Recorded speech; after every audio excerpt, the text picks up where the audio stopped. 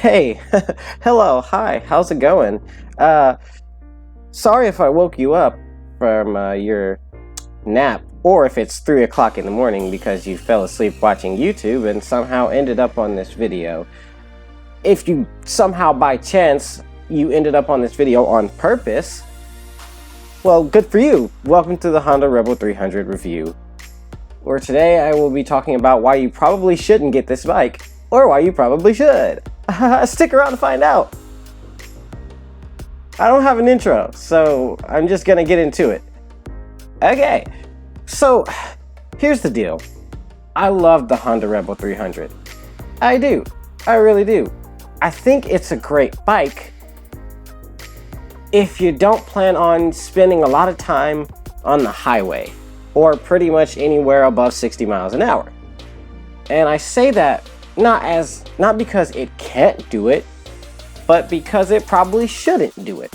It's a 286cc single-cylinder engine, which can do highway miles, but not very well, and not for a long amount of time, not a long extended period of time at least. To kind of get into the basics of this motorcycle, I'll just go through quick specs because all that, I'm not going to get too deep into it. I'm going to talk about the rake and the trail or the wheelbase.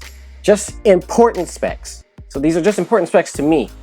The seat height is 27 inches. It's important because I'm 5'5", 5'6". So for most motorcycles, nakeds or adventure bikes or any bike that's not a cruiser, you know, I kind of have I'm vertically challenged. So seat height matters to me.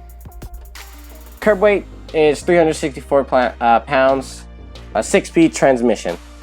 So that's pretty much all I ever really care about in a cruiser bike. I mean, we could talk about the front suspension, the rear suspension. It has a hydraulic front brake and a hydraulic rear brake, which are important things, but the brakes are kind of like standard for most bikes in the 300cc class of motorcycles. But what I want to mainly talk about is the feel of this bike. This bike feels fine within the city. If you're rolling around, you know, you're just jogging along, you're like popping wheelies, yeah, and you're like going up curbs, well, then this isn't the bike. But if you just want to ride around the city, maybe from one ice cream shop to a coffee shop to your Uncle Greg's house, who kind of stares at you a little bit too weird sometimes, for a little too long, but not the point. If you're riding around the city, just cruising along at around 30 miles, maybe 40 miles an hour, this bike is perfect. It's absolutely perfect. I do not live in a big city. I don't. My town is actually kind of small, and the only way to really get anywhere is via a highway or back road that's usually about 60 to 70 miles an hour. And this bike doesn't really like high speeds for an extended period of time. Could do a lot of editing is going to be happening here, I'll tell you that. So I definitely don't think that's what this bike is for, and that's not what this bike was made for. So here's the mistake I made. I went into this bike thinking 300 cc's was enough. Now keep in mind, I was a beginner at this time. I've only ridden a motorcycle in my safety course. I've pretty much only ever ridden one other motorcycle after my safety course, and that was a 250. It was a Yamaha Virago 250, and I thought to myself, well, I could just use this. A 300cc would be more than enough, because its top speed was like, I actually not entirely sure. We're going to use the power of Google though to figure it out. It was around, I'm just going to take a guesstimation, say it was like 80 or maybe even 90. I've never tested it because I don't want to go to prison or die in prison. So I think me thinking that and being a complete and total noob, I thought that was enough. I don't need anything more than that. I was wrong. Where I live, it's just around this area. I could ride in my city all day long and enjoy it. I could even take it on the highway and the back roads and enjoy it. But ultimately, the three main issues is that it's really boring. The issues that I have with the Power is that it's boring. It's every time you work that bike, you feel it. You feel it in the hand grips. You feel it on your foot pegs. You feel it in the seat, which is thin. And I do not have a lot of junk in my trunk. Let me tell you, it's cleaned out. So you feel that, and that gets very uncomfortable after an extended period of time. Words are alien to me, apparently. So in theory, now you could make modifications that would make that easier. Maybe like a better seat, you know, maybe different foot pegs, different hand grips, which I did. I have an aftermarket seat. I have aftermarket hand grips, which I just got from Cycle Gear. And I do have stock foot pegs on it. Pretty much everything else is stock. So, and it did kind of help. It did. It made the hand grips feel better. The seat feels a lot better. Okay, I can't say a lot. The seat feels better, but it's not a lot better. But you can make modifications like that to make it feel better, but it doesn't fix the main issue, being that it just doesn't have the power to tackle highway miles for an extended period of time. Can it do it?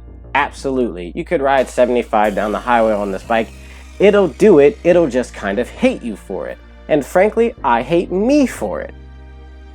So being in the area that I'm in, which is the middle of Texas, and which is kind of in the middle of nowhere, everywhere around me is about 30 miles away. If I want to go to a lake, it's about 30 miles away. If I want to go to a state park, about 30 miles away.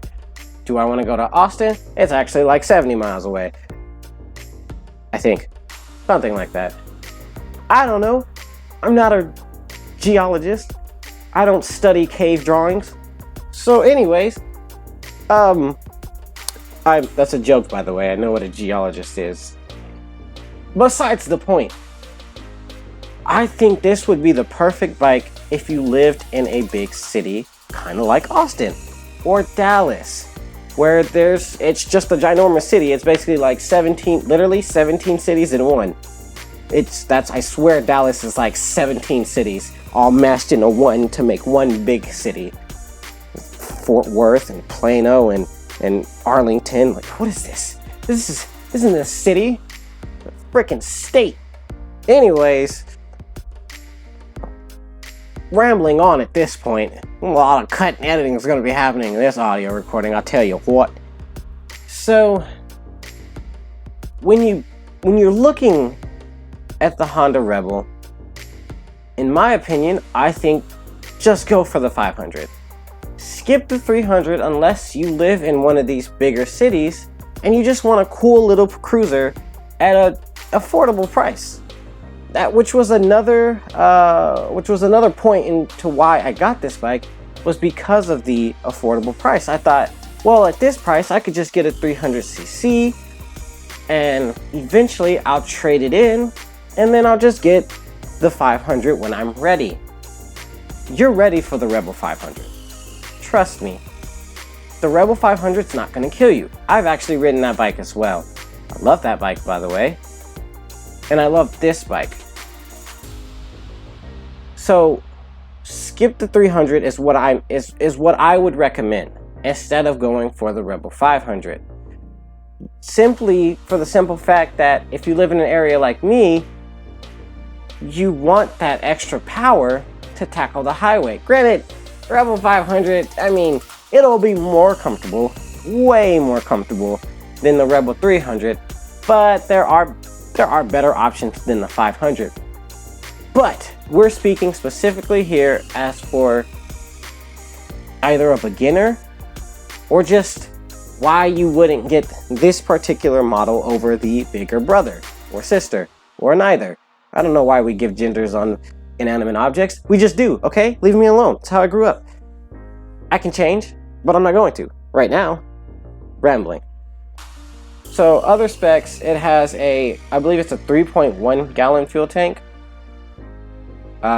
which for what I use it for, a 2.96 gallon fuel tank, but for which I use it for is fine. Because I take this motorcycle to work and back. It's fine. It works fine for that. I mean, I could walk or get a bicycle, but I have a motorcycle, so leave me alone. This is a Rebel review, not a freaking Nike review, okay? So it works with like inner city commuting, or even if you have to just commute on the highway for like 10 minutes, 20 minutes tops. If you have to commute on the highway, this bike will work it. It will do it. If that's all you're doing, you could take it on back roads on the weekends. I mean, and you can take a long distance trips. I mean, people take Groms from Argentina to Alaska. You can take the Rebel wherever you want to take it. But will it be comfortable and will you be happy?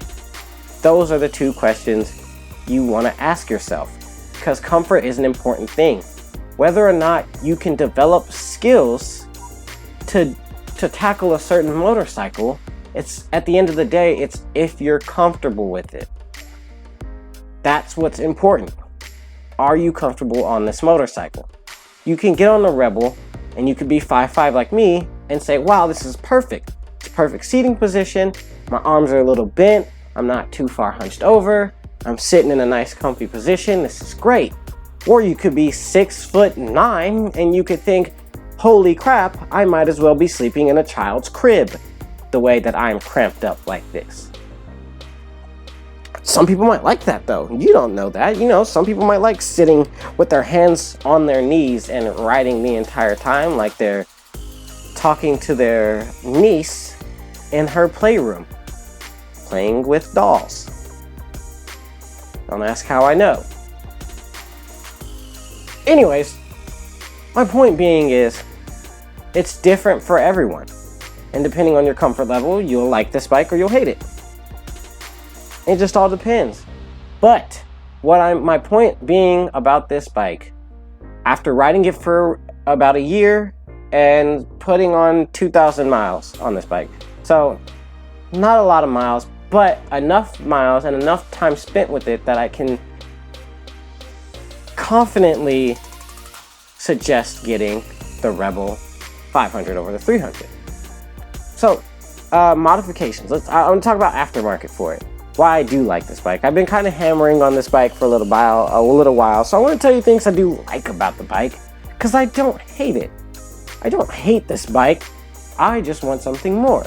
So I have bar end mirrors, which I had to drill a hole in the handlebar, drill a hole and tap it, which that is a whole nother story. Broke the tap and then we had to drill another hole in the side just to get the tap out, and I had to re-tap it. So anyways, bar end mirrors, new hand grips, new seat, added a rear seat, and then that's pretty much it. That's pretty much everything that I've done to this bike so far. I don't have crash bars, which I highly recommend for any bike. I don't have aftermarket exhaust or shocks or suspension or anything like that on it. That's the only thing I've done.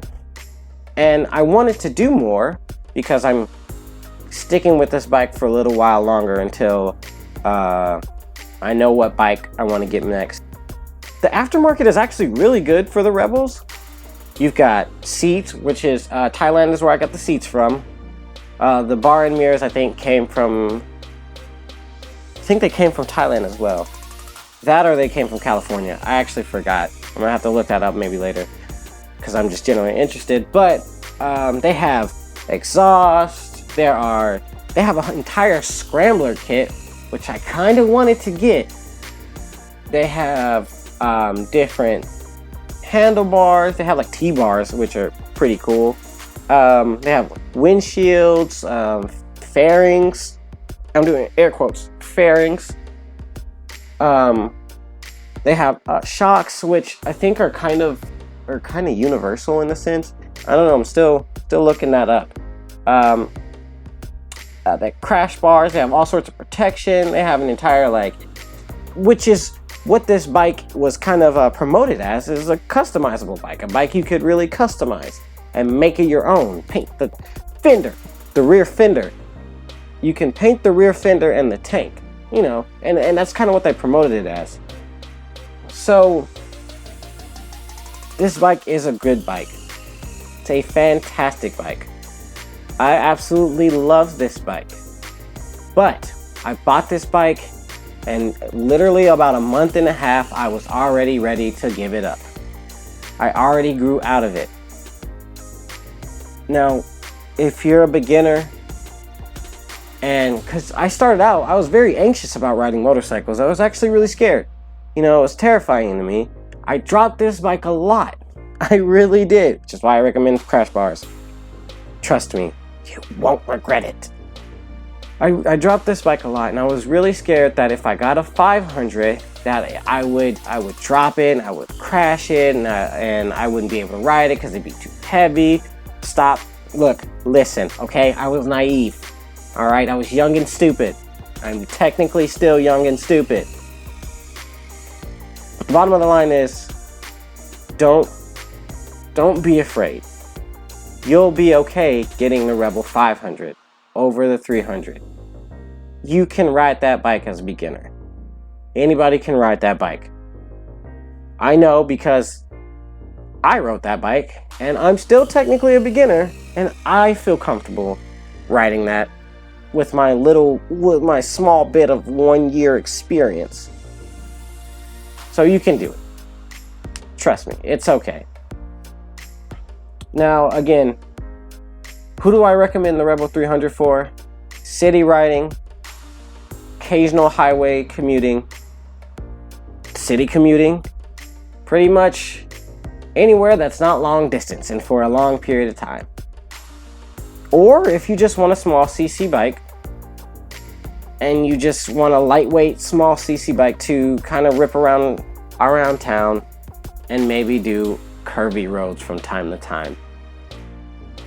Or if you're a shorter person, a shorter stature, and you like lightweight bikes. But honestly, it's really hard for me to recommend this bike because of the very low CC. I mean, there are dual sport bikes that are 250s, and people love those and ride those, but they mainly use those for the dirt. You know, you're not going that fast on the dirt. You're not spending a long time on the highway on a dual sport. You're riding in the dirt. So this bike is very different being a low CC 300cc bike. So get the Rebel 300 if you're riding around the city. Honestly, the only reason I could see buying this bike.